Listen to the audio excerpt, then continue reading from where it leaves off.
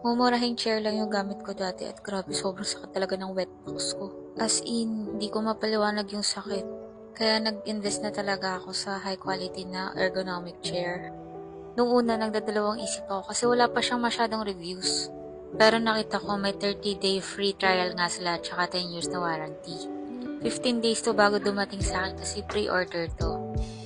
Meron nga pala itong full ergonomic support. Ibig sabihin may head support, back support, lumbar support, armrest support, at hollow cushion para sa maximum comfort. 6D adjustable armrest. Pwedeng i-adjust forward to backward, side to side, at i-rotate para sa tamang position. Height adjustable. Pwedeng itaas o ibaba ayon sa taas ng user. Meron din itong 155-degree reclining angle.